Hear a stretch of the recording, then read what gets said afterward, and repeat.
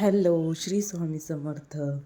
तर सगळ्यांना माझ्याकडून गुड मॉर्निंग. तर सकाळची सुरुवात मस्त असं स्वामींच्या दर्शनाने आणि पूजेने झाली. त्यानंतर मस्त असा चहा केला होता. तर तो चहा घेतला आणि हे खोबरं मी असं किसून ठेवते, कारण भाजींना म्हणजे आमटीला वगैरे मी हे खोबरं असं वापरते. आणि ते वाळवायचं, म्हणजे किसून वगैरे वाळवलं ना, 1-2 उन्हं लावली ना, तर मस्त असं राहतं ते.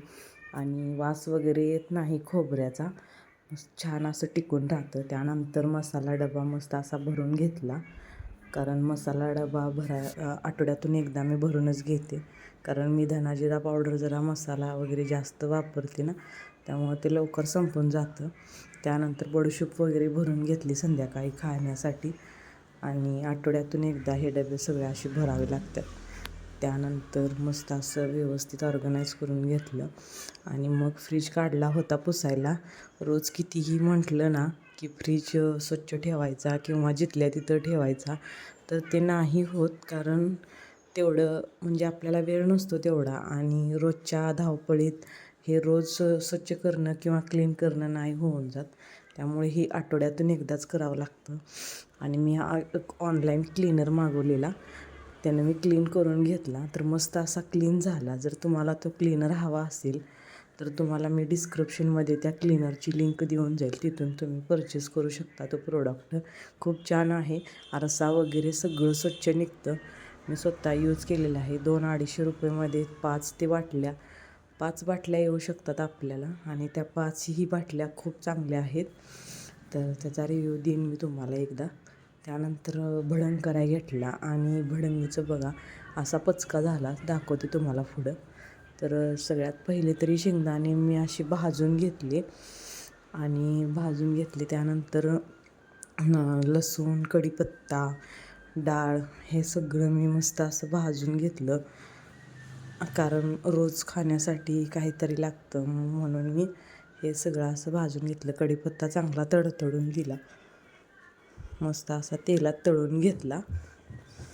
तर बघू शकता तुम्ही, तेल वाचवण्यासाठी गेलो आणि शेवटी ते तेल खराब व्हायचं तसं झालं. तर बघा, हा असा माझा पचका झाला आणि हे सगळं जळून गेलं.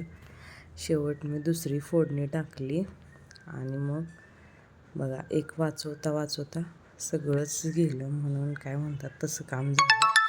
तर त्यानंतर यातमध्ये मी पिठी साखर टाकून दिली आणि मस्त असं चांगलं हलवून घेतलं. त्यानंतर असा डबा भरून घेतला आणि मिस्टरांना चहा ठेवला.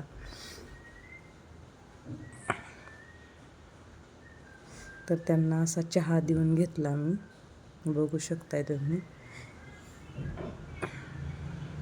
चहा किती मस्त झाला. मी मसाला टाकते चहामध्ये, त्यामुळे चहा मस्त असा खूप चांगला होतो.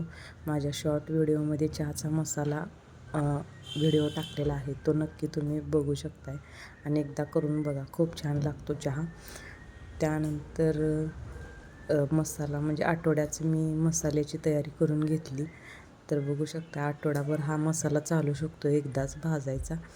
आणि व्यवस्थित जास्त ऑइल नाही घालायचं, कारण जास्त ऑइल घातलं की ते राहत नाहीत मसाले. त्यामुळं कसं होतं, थोडंसं ऑइल मारायचं, स्प्रे करायचा. त्या स्प्रे बॉटल मी ऑनलाईनच घेतलेली आहे, त्याचीसुद्धा तुम्हाला मी डिस्क्रिप्शनमध्ये लिंक देऊन जाईन. जर तुम्हाला पाहिजे असेल तर मला कमेंट करा, मी तुम्हाला त्याची लिंक देऊन जाईन. त्यानंतर मस्त असा आठवडाभर आपल्याला टेन्शन नाही मसाल्याचं, म्हणजे सारखं मिक्सर नाही, भाजी आमटी वगैरे करताना नाही लागणार. त्यामुळे मी आठवड्याच्या आधीच तयारी करून घेते. लसूण वगैरे मी आधीच सोलून ठेवते. तर हा मसाला मस्त असा फ्रीजला ठेवायचा. रोज 2 चमचे घातला ना, तर भरपूर मस्त अशी भाजी होऊन जाते आणि खूप छान लागतो. आम्ही शेंगदाणे कुटाचा वापर खूप कमी करतो, आणि पाहिजे तेवढं खोबरं, कोथिंबीर, टमॅटोचाच वापर आमच्या घरी जास्त असतो. आणि त्यानंतर मस्त असं जेवण करून घेतलं. तर तुम्ही सांगा मला, चहा, पुरी आणि भाजी कोण असं खातं, कमेंटमध्ये नक्की सांगा. तर त्यानंतर ट्रॉलीमधून कागदं आली होती. तर ही कागदं वॉटरप्रूफ आहेत, ह्याच्यामधनं पाणी म्हणजे ट्रॉलीसनी लागत नाही. तर बघू शकता तुम्ही, हे पाणी वरच्यावर राहतं, आतपर्यंत जात नाही. तर खूप चांगली आहेत. आणि मी लगेच म्हटलं, मग माझा आनंद गगनात मावत नव्हता. ह्याची मी खूप जास्त वाट बघत होतो, म्हणून मी ते लगेच करायला घेतलं आणि ट्रॉलीमध्ये कागद अशी घालून घेतली. तर बघा, मस्त अशी ट्रॉली दिसून जाते, झुरळ वगैरे होत नाही ट्रॉलीमध्ये. तर असा होता माझा आजचा दिवस. आणि आमच्या बबलूनं बघा केक कापला होता. तर कसा वाटला नक्की सांगा. Like, share, subscribe. बाय.